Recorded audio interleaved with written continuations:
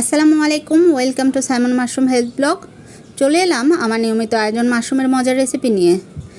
Mushroom সম্পর্কে সকলকে অবগত করার উদ্দেশ্যে এবং মাশরুম খাবারে সবাইকে অভ্যস্ত করার উদ্দেশ্যেই আমার এই আয়োজন। আজকে আমি করব মাশরুম আলু ঝোল।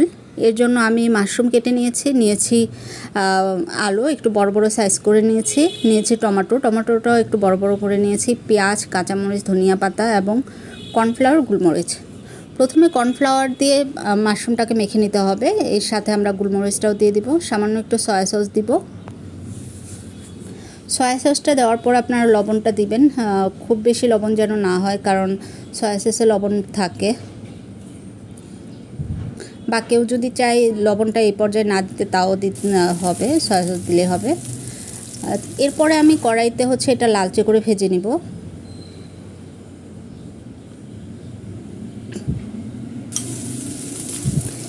যদি কেউ কর্নফ্লাওয়ার না দিতে চান, সেটাও না দিতে পারবেন, শুধুমাত্র সয়া সস এবং গোলমরিচ দিয়েই হবে। এখন আমি দিয়ে দিচ্ছি কড়াইতে পেঁয়াজ, কাঁচামরিচ সব কিছু একসাথে। লবণ দিয়ে দিব। আমি এখানে কালো লবণ ব্যবহার করেছি, আপনি চাইলে নর্মাল লবণই ব্যবহার করতে পারবেন।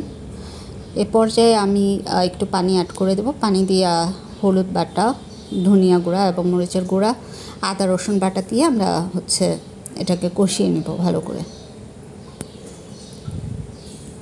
মাশরুমের এরকম আরও মজার রেসিপি পেতে অবশ্যই চ্যানেলটি সাবস্ক্রাইব করে রাখবেন।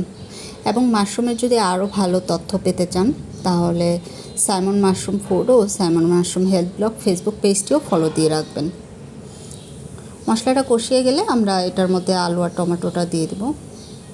ভালো করে নেড়েচেড়ে এটাকে আরও কিছুক্ষণ রান্না করব।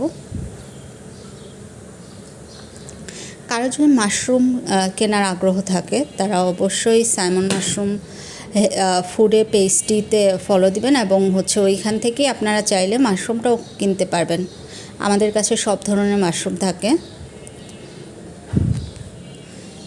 ঝোল দিয়ে এটাকে আমি সেদ্ধ হওয়া পর্যন্ত অপেক্ষা করব। প্রথমে বলক আসলে আমরা মাশরুমটা ঢাকা দিয়ে পানিটা ফুটে উঠলে দিয়ে দেব মাশরুম।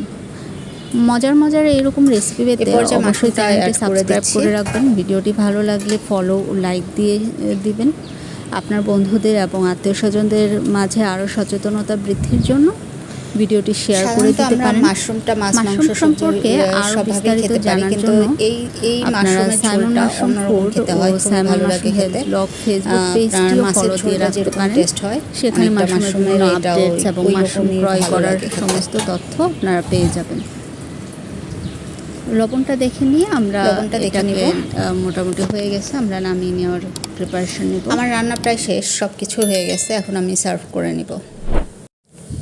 এই রেসিপিটি আপনি ভাত, তারপর রুটি, যে কোনো কিছুর সাথেই খুব মজা করে খেতে পারবেন।